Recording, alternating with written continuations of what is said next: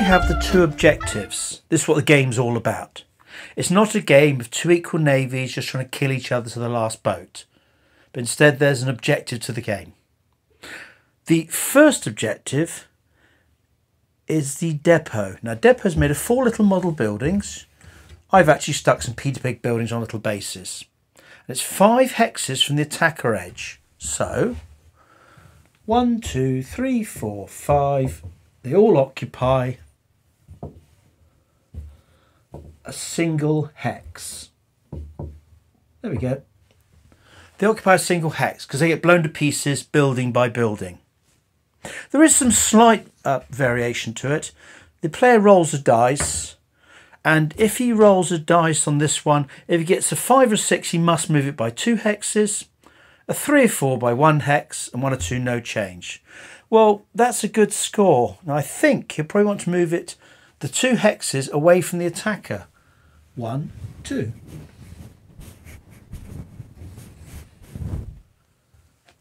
On the other shoreline goes the transport ships, which is the second objective. And they go 5 hexes from defender's edge.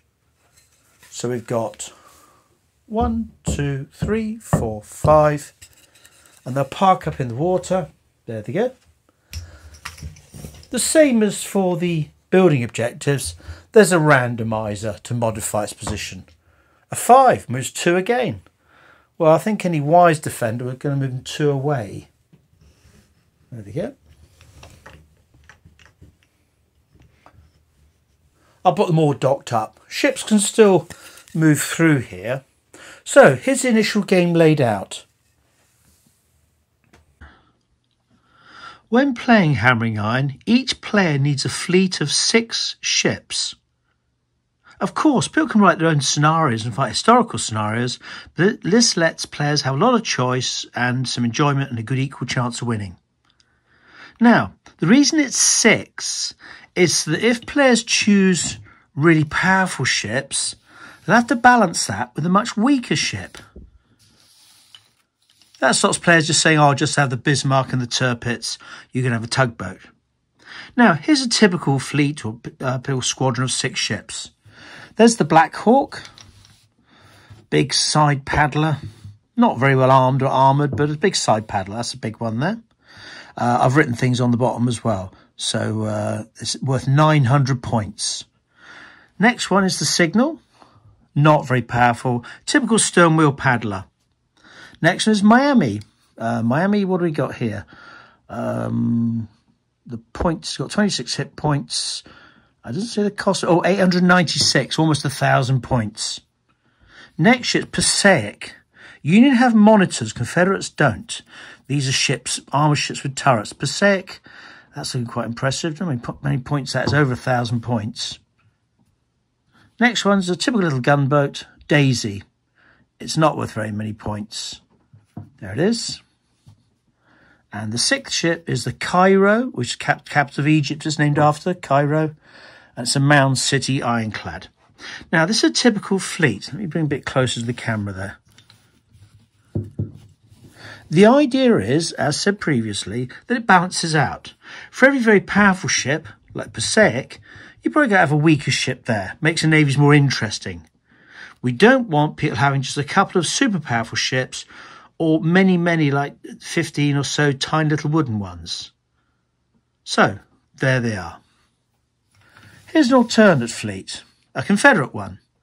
Here's the ever-popular Virginia, based in the old frigate, the Merrimack. Huge and powerful, got loads of guns and things. On the pointage, it is 2,145, over 2,000 points. But it is a big ship. Next, we have the General Bragg. General Bragg, 680 points. Not a bad little boat, but there we go. Nice wooden model there. Yeah. Third one, got a Confederate Ironclad, the Albemarle. 900 points, almost 1,000 points there. Next, we have a little ram ship, the General Sumter. It's a ram ship. Only 500 points, but then we've got an expensive Virginia here. Now, the 5th ship, we've got the Planter. Did fight for both sides. Not a very good little ship, but nice fun to use. And a cotton-clad, the Governor Moore. There it is. Now, that's an alternative fleet. These aren't historical fleets. Each ship is historically accurate, but the combination is as the player wishes. It lets you buy the models you like and paint up the models you like. That's the second fleet.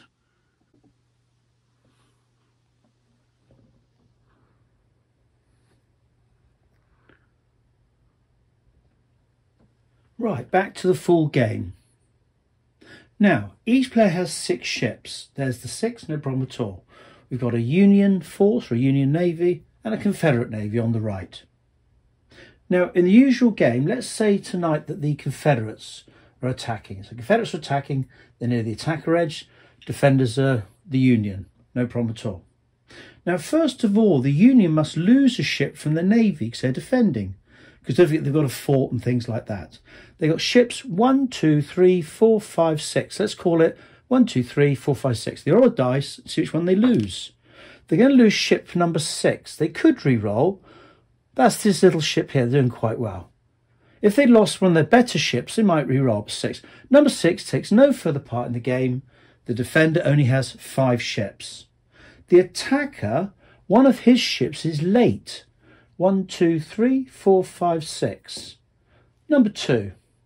That's a late ship. Now, to start the game, the defender initially only gets a couple of ships on the table. There's a little bit of pre-game work on that, but it's in the rules. You usually get 2 ships on the table and the others arrive bit by bit to give the attackers an initial advantage, which they need. They've got to destroy all the objectives and they've got to do other things as well. So, the defender, let's say, for example, these were the first 2 ships. There's mechanisms in the rules to allow them. Each one arrives 2d6 in from the end of the table.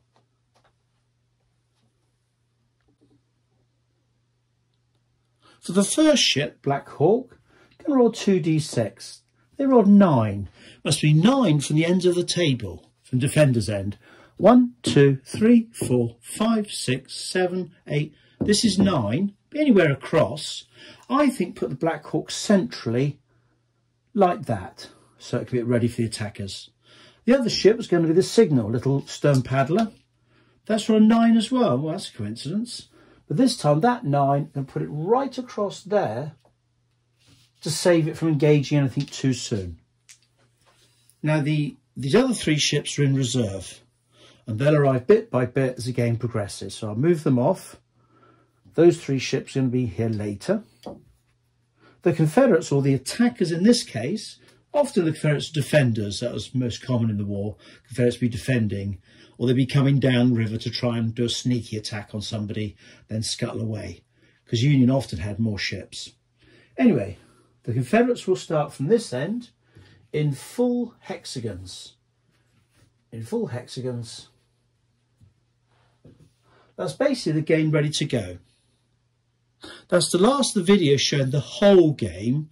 Next, we're going to go and look at some videos of all the different details of how the ships fire, shoot, move, etc, etc. Now, the rules are available as PDF or printed form.